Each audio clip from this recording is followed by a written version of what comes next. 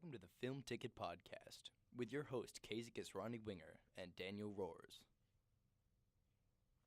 And welcome back to the Film Ticket, Season 2, Episode 2, Palindrome. Not actually, just kidding. All right, sorry. Electric Boogaloo. You know what a oh my Yeah, 2-2 is 2-2 backwards. God. My mic still going? Oh, it's still going. I'm just so quiet. Jesus.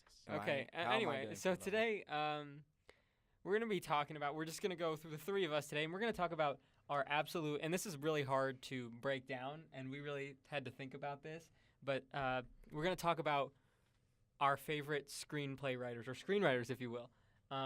So let's just quickly go around the three of us right now and say who we'll be talking about. David, why don't you start? I'm going to be talking about Edgar Wright. Okay, Daniel. I'll be talking about Harold Ramis. Okay, and I'll be talking about Charlie Kaufman.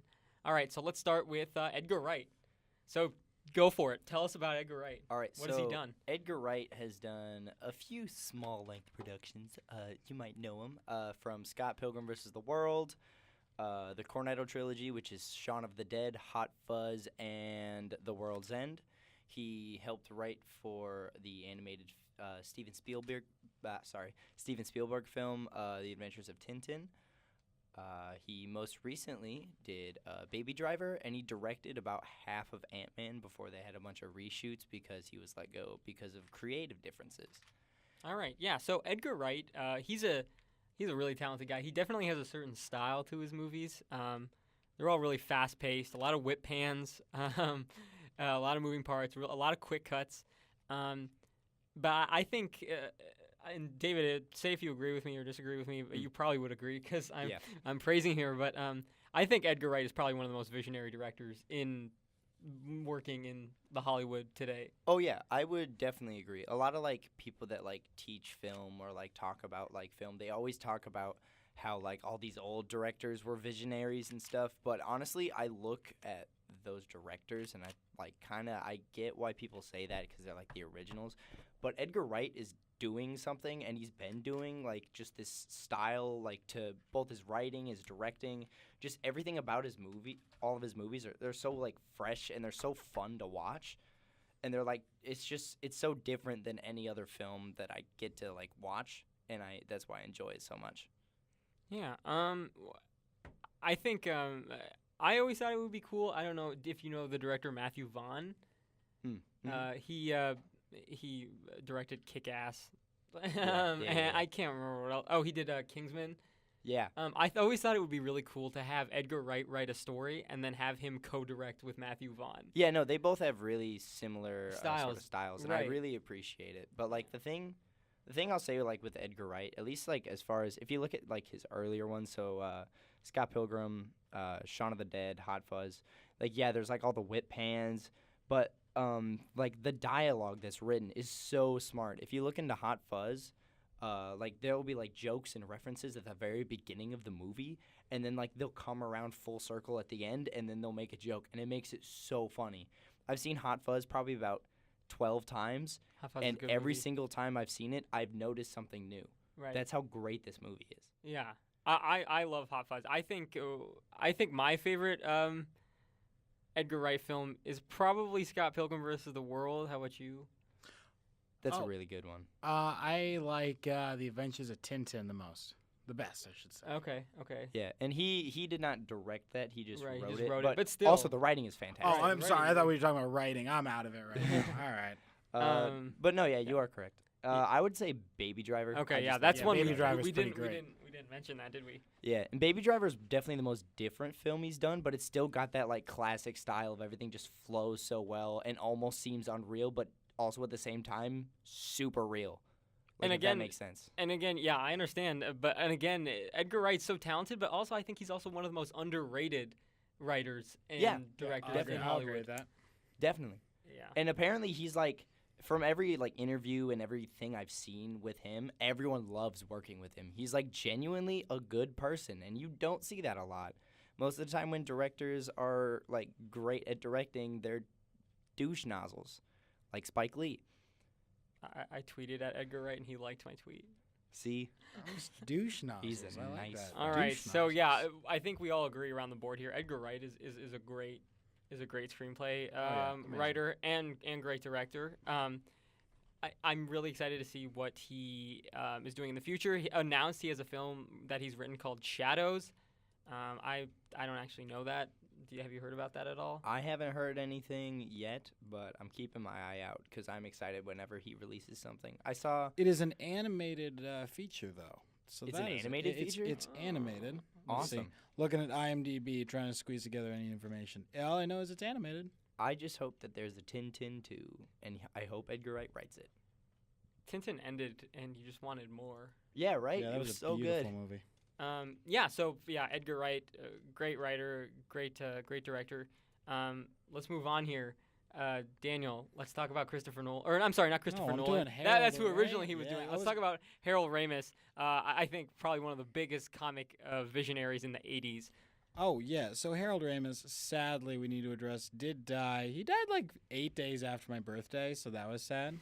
But that was what he Okay, died that- 4 years that was ago. 2014. Yeah. I'm still sad about it. I Let mean, I me am let too. me just be sad. Okay, so Harold Ramis did such movies as Ghostbusters, Groundhog Day, Stripes, Knocked Up. He was an actor. Oh, in he was an Knocked Up. actor in Knocked Up, I'm I sorry, should yeah. say. He did Caddyshack. He did Animal House. He did Meatballs. He did all of those hilarious films.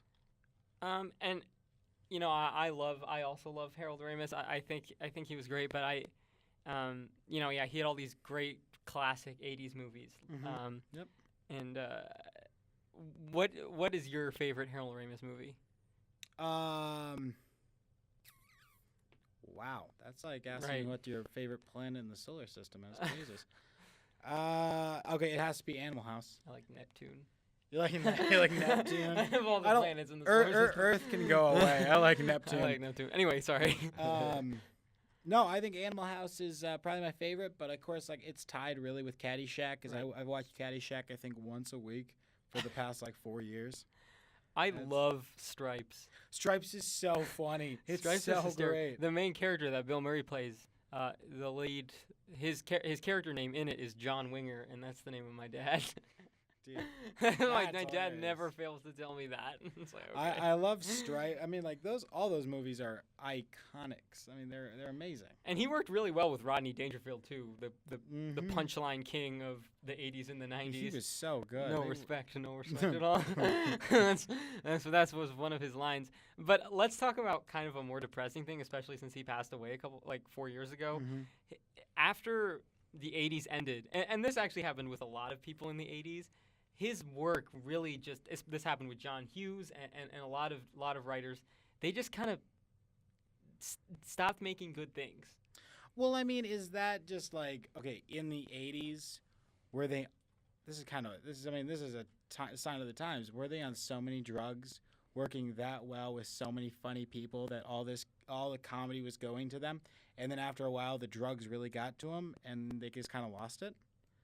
I don't know if it was the drugs, Yeah. more of which I'd say the culture changed from the 80s to the 90s. Yeah, that's true. Because I mean, if Caddyshack came out today, would it be as big as a hit as it was back in the '80s?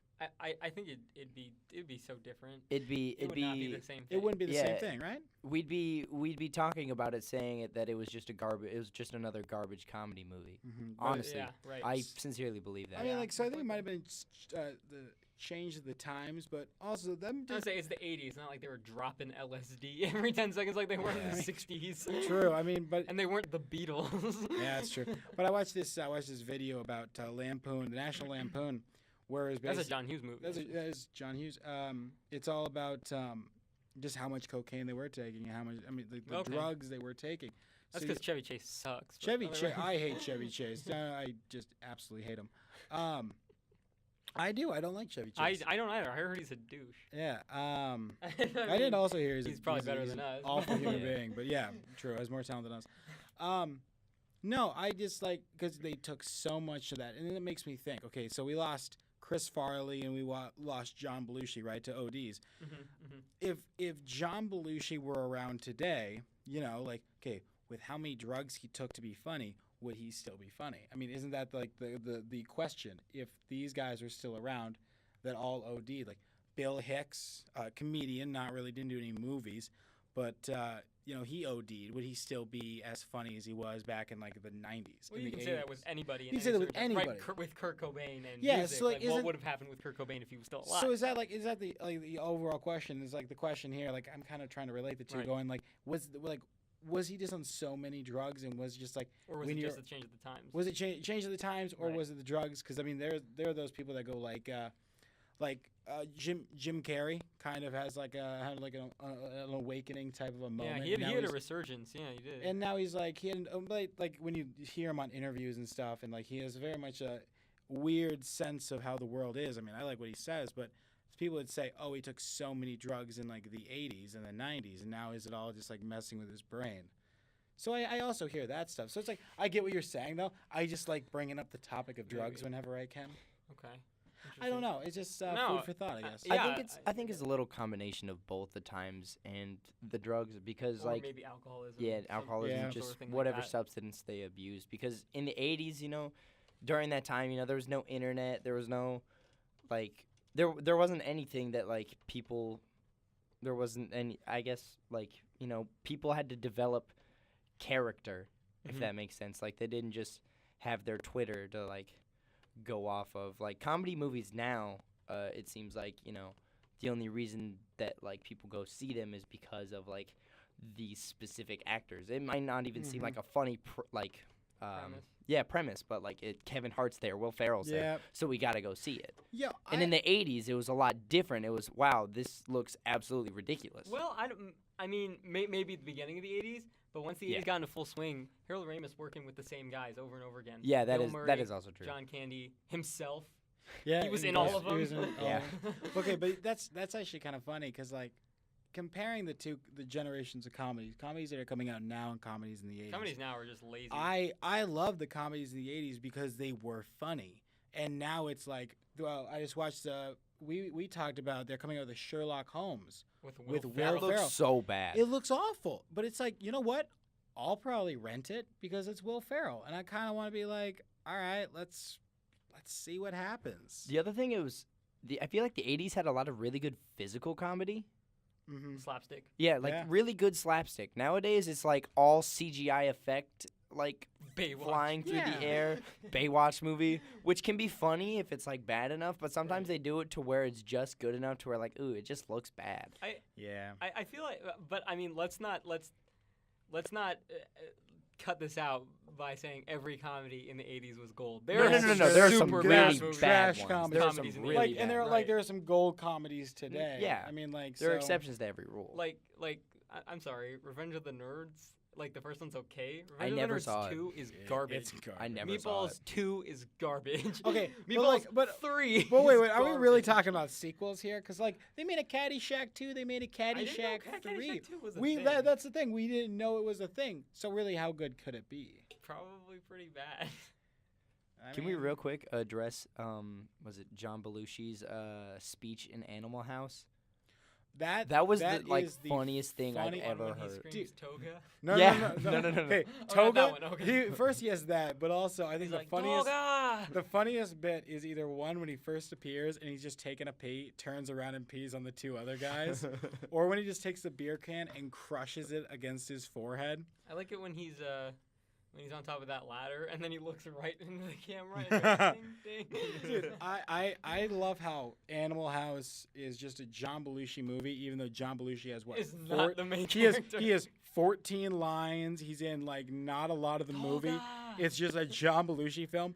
Like the same way Caddyshack is a. Who do you associate Caddyshack with? Actually, what's his face? Bill Murray. No.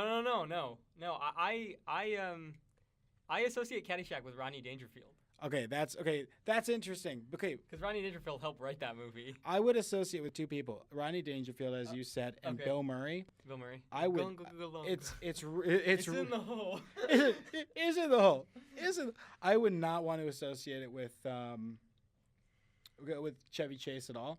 But it's just I hate amazing. Chevy Chase. It's amazing the fact that Bill Murray had just like a great role, but like he wasn't. He was intricate to the story completely, but he was just like from 99% of the movie, he was just kind of there, and yet to me, it's a Bill Murray comedy. And if I feel so bad because there's all these 80s comedies that are backed by Harold Ramis. He wrote them, he directed them, he starred in them, and people don't really remember him for that. And it's just like he was on the average day basis anyway. Yeah, that's true. I mean, like there's a lot of people that probably still remember him, but it's just like he was responsible for all that good stuff. Yeah. I love it how this like started off talking about Harold Ramis, then just talked about drugs, and then like I don't know. I really pushed the drug thing a little too hard.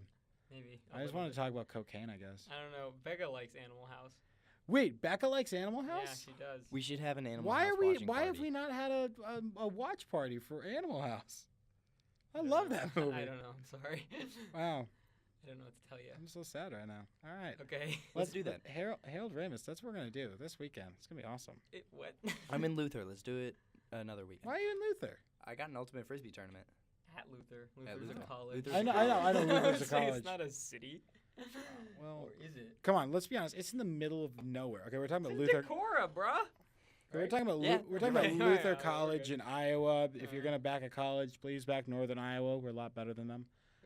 We're Luther's a nice, wholesome we're a school. I'm public university. trying. They're That's a private true. school. Yeah, help them out. All right. Actually, they have a lot of funding. I'm gonna. Help us out. Yeah, I'm help not- us out. We're getting Yeah. funded by. Okay, let's not get. Let's into not that talk can. about this. We're gonna save this for a different time. If you want to donate to our GoFundMe. Yes.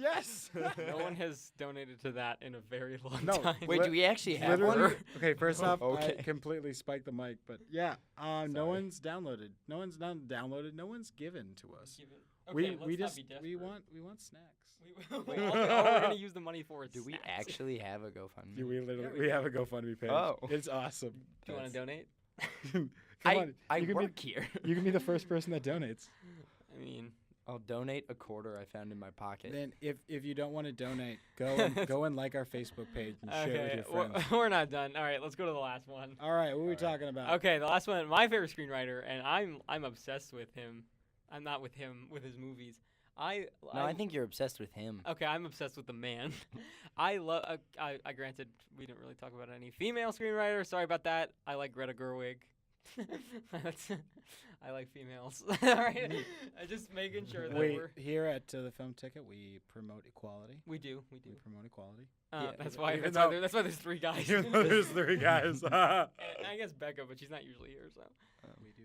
Okay. Anyway, so I'm gonna be talking about Charlie Kaufman. I think Charlie Kaufman is one of the greatest Hollywood screenwriters. He really leans towards the stuff after working in Hollywood for a really long time on random TV shows, like the Dana Carvey show. I mean, how many people remember the Dana Carvey show? The only reason I know the Dana Carvey show is because the Beastie Boys performed on it. Okay. Not gonna lie. And The Edge. I don't even And know she what that called is. their album stupid. Okay, that's enough. And then finally, he got his big break in 98 or 99, when he wrote Being John Malkovich. And that movie is such a trip. I made Becca sit down and watch it, and I think she hated it. But I think because not only is it just so weird, but he writes in a style that definitely is not for everybody, but I think it is really genius and really ahead of its time for screenwriting. And then later he did Adaptation, which I think this is an attest to how good of a screenwriter he is. He had to adapt this novel called The Orchid Thief. It was a real book by Susan Orlean, and they told him, "Hey, we loved your John Malkovich script. Let's have you adapt this book into a film." And so he took it. He was like, "Okay, yeah, sure, great." And so he spent this 5 months, way past his deadline, and he couldn't think of anything. He had such writer's block. And so then finally, his agent was like, "You know what? If you can't think of anything, you just have to turn at least something in so we don't piss him off, because we've been stringing them along for months and months." So Charlie Kaufman decided to write a script about him trying to figure out how to write the script. And Nicolas Cage plays him in it. So it's about Charlie Kaufman, and it is so good. And of course, he wrote Eternal Sunshine of the Spotless Mind. David, I know you've seen that. Yeah,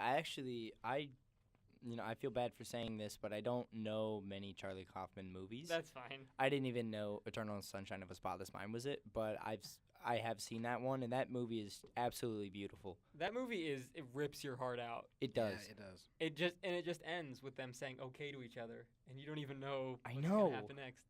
And so he really leans towards the existential, postmodern themes. Being John Malkovich is definitely a Freudian movie. There's a ton of shit about sex and ton of stuff about sex and our animalistic instincts. It's wild. Watch your profanity. Sorry. And then he wrote, I think, my favorite and directed one of my favorite movies of all time, Synecdoche, New York. I'm not going to get into it because that's just a huge can of worms.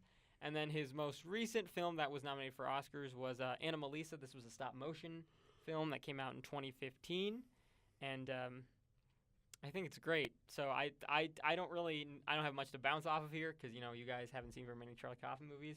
And that's okay. Like I said, he's not for everybody, but if you are not aware of Charlie Kaufman, go check out his movies. You will either love them, kind of think they're weird, or you'll hate them. And I think that's what makes them great. Can we just take a minute and just appreciate Nick Cage? Nick Cage is great. Nick Cage is amazing.